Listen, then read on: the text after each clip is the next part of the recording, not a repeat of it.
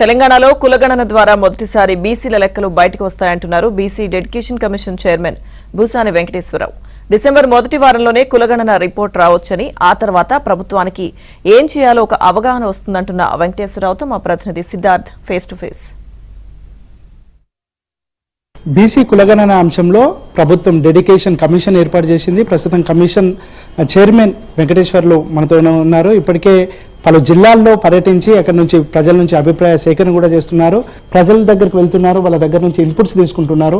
ఎట్లాంటి ఫిర్యాదులు కానీ ఎట్లాంటి అభ్యర్థనలు కానీ వస్తున్నాయి వాళ్ళ దగ్గర నుంచి? ఇప్పటి వరకు 5 జిల్లాలు టూర్ చేసినాము. హైదరాబాదు, ఆర్ఆర్ డిస్ట్రిక్టు, నల్గొండ, ఖమ్మము, తర్వాత ఖమ్మము, నల్గొండ, ఆర్ఆర్ డిస్ట్రిక్టు, రేపు వరంగల్ జిల్లా టూర్ చేయబోతున్నాము.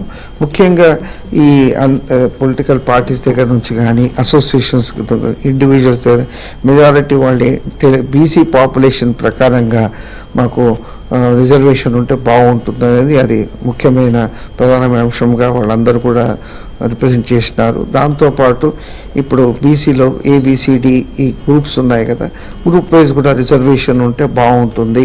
ఈ స్థానిక సంస్థల ఎన్నికలు జరపాలని పలు పార్టీల నుంచి కానీ బీసీ సంఘాల నుంచి కానీ ఒక డిమాండ్ వస్తుంది. దీనికోసం మీరు చేస్తున్నటువంటి కార్యాచరణ కానీ ఇది సాధ్యాలు కానీ దీనిపై ఏం చెప్తారు?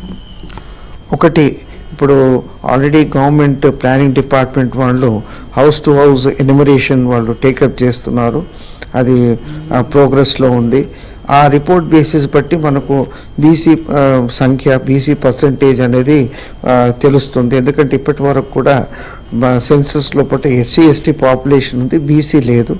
వచ్చిన తర్వాత మనం ఏ విధంగా దాన్ని పరిగణన తీసుకొని ఎంతవరకు సాధ్యాలు కూడా ఎగ్జామిన్ చేయొచ్చు. కమిషన్ రికమెండ్ చేస్తే ఈ రిజర్వేషన్లను పెంపు సాధ్యమే అని కొంతమంది న్యాయ నిపుణులు చెప్తున్నారు. దీంట్లో ఇది అంటే లీగల్గా చిక్కుముడులు వచ్చే సమస్యలు కూడా ఉన్నాయి. మీరు లీగల్గా ఏమైనా అడ్వైస్ తీసుకున్నారా? అసలేంటి అంటే ఇది రియల్గా ఇది చాలా సెన్సిటివ్ ఇంపార్టెంట్ మ్యాటరు.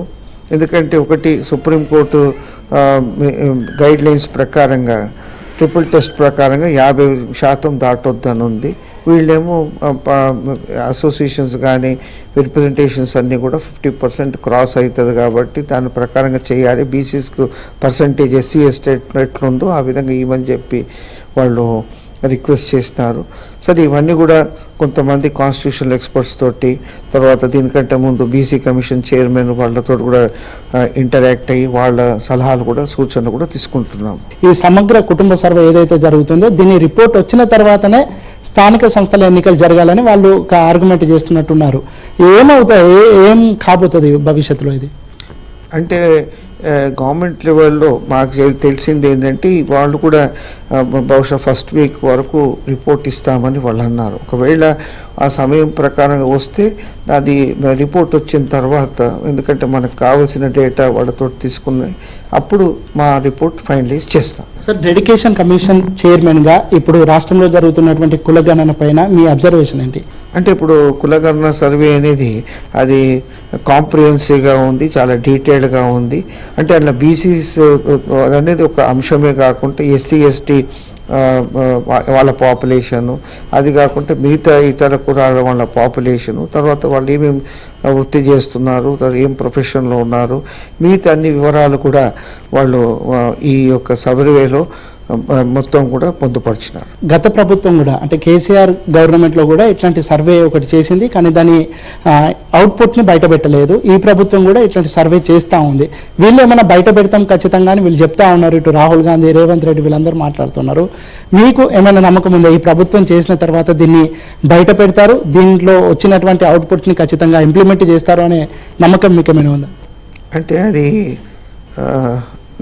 ఇప్పుడు ఇప్పటి వరకు అయితే వాళ్ళు ఇన్ఫర్మేషన్ ఇప్పుడు సర్వే చేసింది ఇస్తామన్నారు కాబట్టి ఒక సర్వే అయినాక డెఫినెట్గా వస్తుందని మేము ఆశిస్తున్నాం. ప్రక్రియ పూర్తయిన తర్వాత ప్రభుత్వం ఇంప్లిమెంట్ చేస్తే బీసీలకు జరిగేటువంటి లాభాలు ఏంటి? అంటే ఇప్పుడు బీసీలకు మనకు యాక్చువల్గా ఇప్పుడు ఎంతమంది పాపులేషన్ ఉంది, ఎంత పర్సెంటేజ్ ఉంది అనేది మనకు వివరాలు తెలుస్తాయి. అది ఫర్ ద ఫస్ట్ టైం మనకు స్టాటిస్టిక్స్ వచ్చిన తర్వాత అప్పుడు ఎంతవరకు వీళ్ళకు అడిగిన డిమాండ్ ప్రకారంగా పర్సంటేజ్ ఎంతవరకు పెంచాలి, ఇది ఎట్లా దాన్ని ఎగ్జామిన్ చేసి ఏ విధంగా ఓవర్కమ్ చేయాలన్నది ఆలోచిస్తాం. తమకు ఇచ్చినటువంటి టాస్క్ను ఇచ్చినటువంటి సమయంలో పూర్తి చేస్తాము, తర్వాత ప్రభుత్వం దీనికి సంబంధించి నిర్ణయం తీసుకుంటే బీసీల జీవితాల్లో చాలా వెలుగులు నిండుతాయని కమిషన్ చైర్మన్ చెప్తున్నారు. వీడియో జర్నలిస్ట్ పవన్తో సిద్ధార్థ, ఏబిఎన్ ఆంధ్రజ్యోతి, హైదరాబాద్.